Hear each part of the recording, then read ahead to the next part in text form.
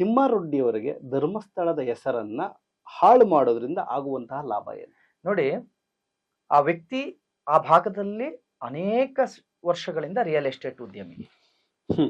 ಜಾಗ ತಗೊಳ್ಳೋದು ಕೊಳ್ಳೋದು ಇದೇ ಆತನ ಕೆಲಸ. ಅದರಲ್ಲಿ ಅವನಿಗೂ ಧರ್ಮಸ್ಥಳಕ್ಕೂ ಇರುವಂತ ವ್ಯಾಜ್ಯ. ಈತ ಧರ್ಮಸ್ಥಳಕ್ಕೆ ಯಾವುದೇ ಹಿಂದೆ ಕಾರ್ಯಕ್ರಮ ಮಾಡಬೇಕು ಅಂದ್ರೆ ಹಿಂದೂ ಸಂಘಟನೆಗಳ ಏನು ಪ್ರಮುಖ ಅಂತ ಹೇಳ್ತಾನೆ, ಯಾವುದೋ ಗಣೇಶನ ಉತ್ಸವವನ್ನು ಮಾಡಬೇಕು, ಯಾವುದೋ ರಾಮೋತ್ಸವನ ಕಾರ್ಯಕ್ರಮ ಮಾಡಬೇಕು ಅಂದ್ರೆ ಸೀದಾ ಹೋಗ್ತಿದ್ದ ಧರ್ಮಸ್ಥಳದಿಂದ ಸ್ವಲ್ಪ ಹಣವನ್ನು ತೆಗೆದುಕೊಂಡು ಕಾರ್ಯಕ್ರಮವನ್ನು ಮಾಡ್ತಿದ್ದ. ಆ ನಂಟು ಧರ್ಮಸ್ಥಳಕ್ಕೂ ಇವನಿಗೂ ಚೆನ್ನಾಗಿತ್ತು. ಈತ ಒಬ್ಬ ರಿಯಲ್ ಎಸ್ಟೇಟ್ ಉದ್ಯಮಿ. ಧರ್ಮಸ್ಥಳ ನಿಂದಿದೆ ಅಂತ ಅನ್ಕೊಂಡು ಬೇರೆ ಬೇರೆ ಭಾಗಗಳಲ್ಲಿ ಬೇರೆ ಬೇರೆ ವಿಚಾರದಲ್ಲಿ ಇವನು ಸ್ವಲ್ಪ ಬಹಳ ದೊಡ್ಡ ಮಟ್ಟಕ್ಕೆ ಜನರನ್ನ ಎದುರಿಸೋದು. ವೀರೇಂದ್ರ ಹೆಗ್ಗಡೆ ಅವರ ಶಿಷ್ಯ ಅಂತೀರಾ ಅಂತ ಹೇಳ್ಕೊಂಡೇ ಇದ್ದದ್ದು ಇವನು. ಓಕೆ. ಇವನೇನ್ ಮಾಡ್ತಾನೆ, ಉಜಿರೆಯಲ್ಲಿರ್ತಕ್ಕಂಥ ಪಡವಟ್ಟ ರಾಯರು ಅಂತ ಹೇಳಿ ಒಬ್ರಿದ್ದಾರೆ. ಪಾಪ ಅವ್ರದ್ದು ಒಂದು ಬಹಳ ದೊಡ್ಡ ದೇವಸ್ಥಾನ. ಇವತ್ತು ಹೇಳ್ತಾನೆ ಉಜಿರೆಯಲ್ಲಿ ಅವರನ್ನು ದೇವ್ರು ಅಂತ ಪೂಜೆ ಮಾಡ್ತಾರೆ. ಅನೇಕರಿಗೆ ಯಾರಾದ್ರೂ ಹೋಗಿ ನಾನು ಬೆಂಗಳೂರಿಗೆ ಹೋಗ್ತೀನಿ, ಬಾಂಬೆಗೆ ಹೋಗ್ತೀನಿ, ಆ ಭಾಗದಿಂದ ಬಾಂಬೆಗೆ ತುಂಬಾ ಜನ ಕೆಲ್ಸಕ್ಕೆ ಹೋಗ್ತಿದ್ರು. ನಾವು ಬೆಂಗಳೂರು ಬಾಂಬೆಗೆ ಹೋಗ್ತೀವಿ ಅಂದ್ರೆ ಬರ ಅಲ್ಲೊಂದು ಅಂಗಡಿ ಕೊಡ, ಅವನಿಗೆ ಅಂಗಡಿ ಮಾಡ್ಕೊಂಡು ಇಲ್ಲೇ ಇರ, ಆ ರೀತಿ ಹೇಳಿದಂತ ರಾಯರವರು.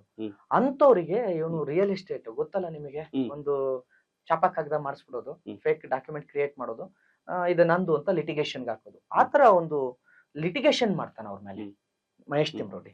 ಆ ಲಿಟಿಗೇಷನ್ ಮಾಡಿದ್ಮೇಲೆ ರಾಯರು ಸೀದಾ ಹೆಗಡೆ ಅವ್ರ ಹತ್ರ ಹೋಗ್ತಾರೆ. ನಿಮ್ ಹುಡ್ಗ ಹಿಂಗ್ ಮಾಡ್ತಿದ್ದಾನೆ ಅಂತ. ಹೆಗಡೆ ಅವರು, ನಮ್ಮ ಹುಡ್ಗ ಅನ್ಬೇಡಿ, ನಾನು ಅವನಿಗೆ ಕರೆದು ಬೈತೀನಿ ಅಂತ. ಅವನನ್ನು ಕರೆದು ಬೈತಾರೆ. ಇವತ್ತೇ ಲಾಸ್ಟ್ ಧರ್ಮಸ್ಥಳದ ಹೆಸರು ಹೇಳ್ಕೊಂಡು ಎಲ್ಲೂ ಈ ಕೆಲಸ ಮಾಡ್ಕೊಡು ನೀನು, ಇವತ್ತಿಗೂ ನಮಗೂ ನಿಂಗೂ ಸಂಬಂಧ ಇಲ್ಲ ಹೋಗಂತ.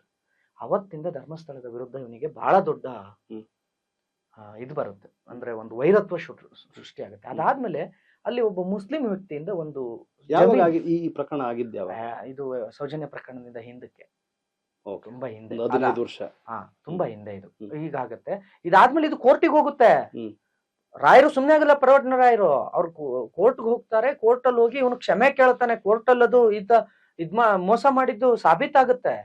ಈತ ಕ್ಷಮೆ ಕೇಳ್ಕೊಂಡು ಆಚೆಗೆ ಬರ್ತಾನೆ. ಅದಾದ್ಮೇಲೆ ಧರ್ಮಸ್ಥಳದ ಮೇಲೆ ಒಂದು ಕೋಪ ಇವನಿಗೆ. ಇವನ್ ಈಗಿನ ಕೋಪ ಅಲ್ಲ ಇದು. ಧರ್ಮಸ್ಥಳದ ವಿರುದ್ಧ ಸೌಜನ್ಯ ಪ್ರಕರಣ ಬಂದ ಮೇಲೆ ಮಾತಾಡ್ತಾ ಇರೋದಲ್ಲ, ಧರ್ಮಸ್ಥಳದ ವಿರುದ್ಧ ಹಿಂದಿನಿಂದನೂ ಮಾತಾಡ್ಕೊಂಡು ಬರ್ತಾ ಇದ್ದಾನೆ ಇವನು.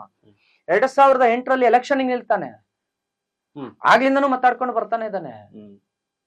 ಇದು ಬಹಳ ದೊಡ್ಡ ವ್ಯಾಜ್ಯ. ಅದಾದ್ಮೇಲೆ ಒಂದು ಜಮೀನ್ ತಗೊಳ್ತಾನೆ, ಯಾವ್ದೋ ಒಂದು ಮುಸಲ್ಮಾನರದ್ದು ಒಂದು ಜಮೀನ್ ತಗೊಳ್ತಾನೆ. ಅವ್ನು ಕೇಳ್ಬೇಕಿದೆ. ಅದಕ್ಕೆ ನಾನು ಹೇಳೋದು, ಎಲ್ಲಾ ವಿಚಾರ ಈಗ್ಲೇ ಹೇಳುದಿಲ್ಲ.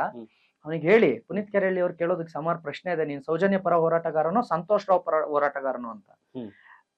ತಿಮ್ಮಾರೆಡ್ಡಿ ಸೌಜನ್ಯ ಪರ ಹೋರಾಟಗಾರ ಅಲ್ಲ, ಆರೋಪಿ ಸಂತೋಷ್ ರಾವ್ ಪರ ಹೋರಾಟಗಾರ. ದ ಬಿಗಿನಿಂಗ್ ಇಂದ ಅವನು ಸೌಜನ್ಯ ಅತ್ಯಾಚಾರಿ ಯಾರು ಅಂತ ಹೇಳಿ ಹೋರಾಟ ಮಾಡ್ಲಿಲ್ಲ. ಸಂತೋಷ್ ರಾವ್ ನಿರಪರಾಧಿ ಅಂತ ಹೋರಾಟ ಮಾಡಿದ್ದು. ಏನ್ ಲಾಭ?